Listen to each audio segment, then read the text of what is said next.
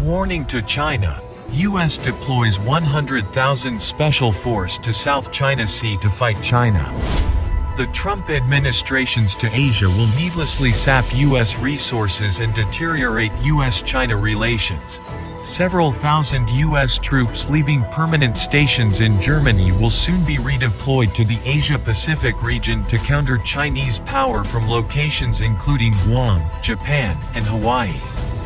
In that theater, Americans and allies face the most significant geopolitical challenge since the end of the Cold War. National Security Advisor Robert O'Brien argued in a Wall Street Journal op-ed, describing a plan that was implemented in late June.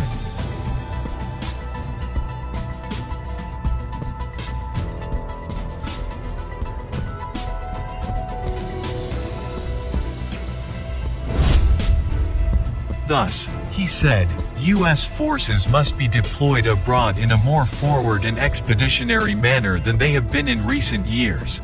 The implicit suggestion that U.S. forces have not been deployed in an expeditionary manner in recent years would be laughable were it not coming from the White House. The reality, of course, is that the last 2 decades of U.S. foreign policy have seen one expedition after another. That few, if any, of them have arrived at any real resolution, and that none have proven a success.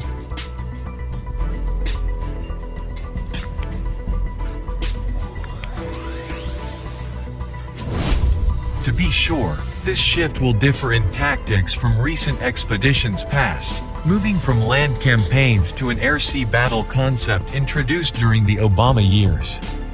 It will see U.S. forces based relatively safely in U.S. territories and on Allied soil and not, as in the Middle East and North Africa, significantly in nations subject to civil war, insurgency, terrorism, and U.S. and/or other foreign occupation. However, in marked contrast to American wars against weak regimes like Saddam Hussein's Iraq or non-state actors like the Islamic State or the Taliban, it will risk plunging the United States into a great power conflict with a near-peer competitor. At worst, it will risk existential injury to the United States. While increasing the chance of war, the Trump administration's pivot to Asia will needlessly sap U.S. resources and deteriorate U.S.-China relations. The costs and dangers here are evident. Even if Trump gets the payments he wants from South Korea and Japan to subsidize large U.S. deployments there, which is by no means certain, maintaining a more forward military in the Pacific region will add to an already extravagant and unstrategic Pentagon budget.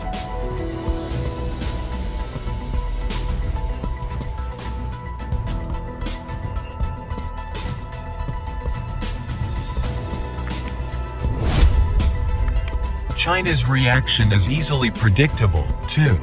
U.S. efforts to curtail Chinese dominance in a region far from Washington but close to Beijing are not appreciated. The fundamental cause of instability in the South China Sea is the large-scale military activities and flexing of muscles by some non-regional country that lies tens of thousands of miles away, a Chinese Foreign Ministry representative said in a statement this month with but the gauziest of veils.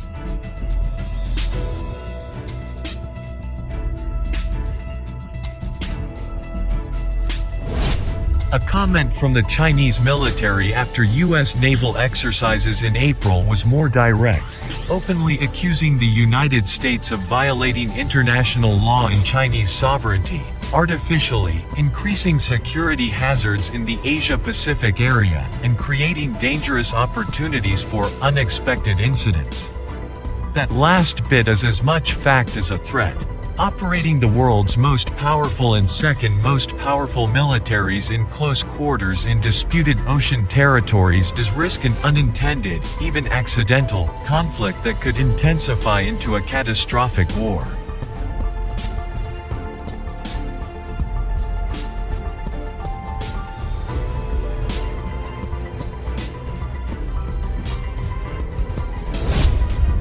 The primary question, then, is about necessity.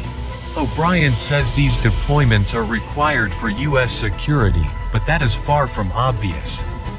Chinese domination of its near abroad may not be desirable, but it does not pose an existential threat to the United States, certainly not a threat on the scale risked by escalating negative US-Chinese relations.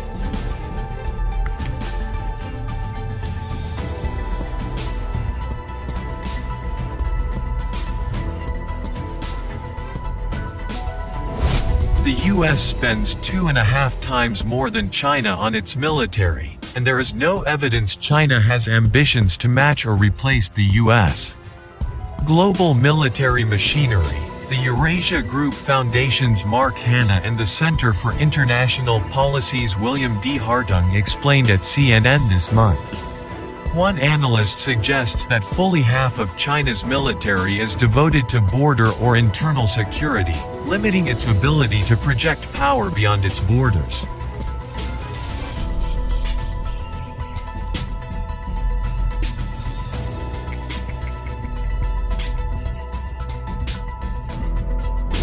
As Hanna and Hartung also note, polling from the Eurasia Group Foundation shows most Americans favor recalibrating America's presence downward to respond to China, preferring to rely on regional allies in Asia who, with a reduced American military presence, could move toward defending themselves by taking over greater responsibility for security in the region.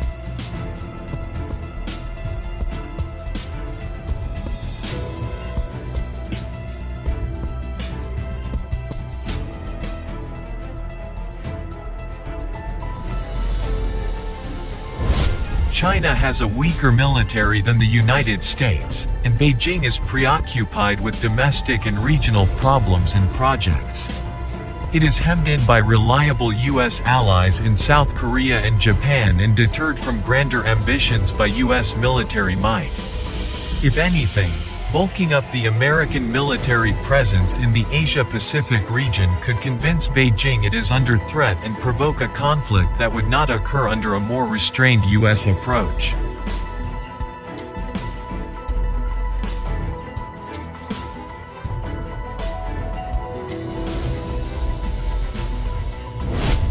China's focus on anti-access area denial in its defense strategy should be an indicator of how jumpy Beijing is likely to be about perceived regional encroachment by the United States.